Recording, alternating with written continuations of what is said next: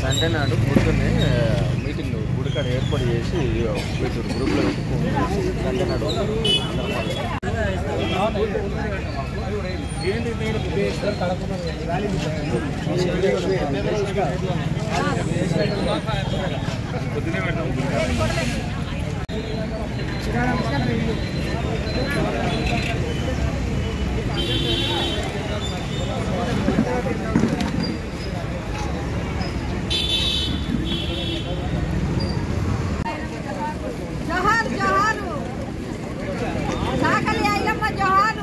చాలే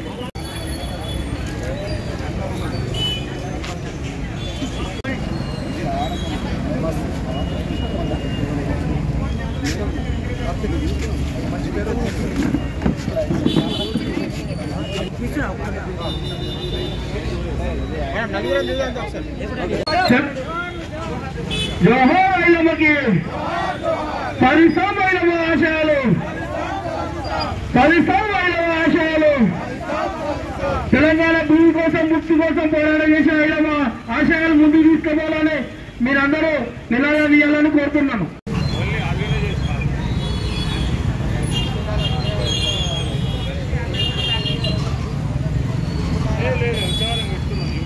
పోరాడి మన తాతలు పడ్డరు బాధలు పోరాడిరు బాంచన్ని కాల్మొక్త దొర అన్నటువంటి రోజులని బాంచన్ అనేటువంటి మనం అందరం కూడా బాంచపల్లం అనమాట.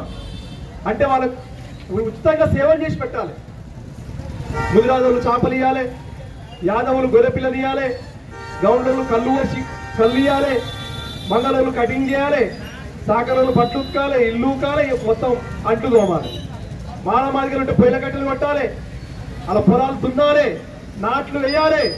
ఈ రకంగా ఈ వర్గాలన్నీ కూడా దొరలకు సాకిరి చేసేటువంటి వర్గాలు. ఏమి ఇచ్చేపోయేది కాదు. ఏమని అడిగామనుకో ఏమరా నువ్వు అడుగుతావా అని చెప్పి మీద బండలు పెట్టేటువంటి పరిస్థితి ఆనాడు కొనసాగింది. అట్లా తెలంగాణ సమాజంలో ఈ వెట్టి చాకిరి అనేటువంటిది 100 ఏళ్ల పాటు సాగింది ఆ రోజుల్లో. కాబట్టి భారతదేశానికి 1947లో స్వాతంత్రం వస్తే తెలంగాణకు 51 తర్వాత స్వాతంత్రం వచ్చింది. అంటే 3-4 ఏళ్ల పాటు మనకు రాలేదు స్వతంత్రం. ఎందుకు రాలేదు? ఏం జరిగింది? ఈ దేశంలో బ్రిటిష్ వ్యతిరేకంగా దేశవ్యాప్తంగా పోరాటం జరుగుతూ ఉంటే తెలంగాణలో నిజాం సర్కారు పరిపాలనలో ఉన్నది ఈ తెలంగాణ ప్రాంతం. 546 సంస్థానాలు భారతదేశంలో అప్పటికి ఉన్నాయి.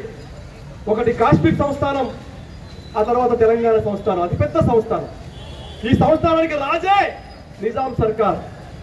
ఆయన కింద జమీందారులు, జాగీర్దారులు, పటవార్లు గ్రామాలలో పెత్తనం చేసేటువంటి పరిస్థితి. ఈ పేదలందరూ కూడా వాళ్ళకి పన్నులు కట్టాలి. జుట్టు పెరిగినా పన్ను కట్టాలి, పిల్ల పెద్ద మనిషి అయినా పన్ను కట్టాలి. ఆడవాళ్ళు కలుపుకు పోతే పిల్లలకు పాలిచ్చే పరిస్థితి లేదు. పాలు ఇవ్వాలన్నా నీకు పాలు ఉన్నాయా అని చెప్పి రొమ్ములు వడిచి చూసినటువంటి పరిస్థితులు ఆనాడు సాగినాయి. పెద్ద పండుగ వాళ్ళగా మాకెంతో ఇళ్ళల్లా మేము పండుగ చేసుకుంటాం. అన్ని ఏరియాలల్లా మేము పెద్ద మనుషులైనా ఎవరైనా బాగా గుర్తించుకుంటారు. మా సాకల ఐలమ్మ పోరాటంలో మేము ఆమె దారిలో మేము నడతామని మేము సాధిస్తాను. సాకల ఐలమ్మకే జై, సాకల ఐలమ్మకే జై. జోహార్ జోహార్ ఐలమ్మకే, సాకల ఐలమ్మకే. సాకల ఐలమ్మ వాళ్ళకే మేము పోరాటం ఈ తిలకనగర్ గడ్డ మీద మేము ఆమె విగ్రహం పెట్టాలి.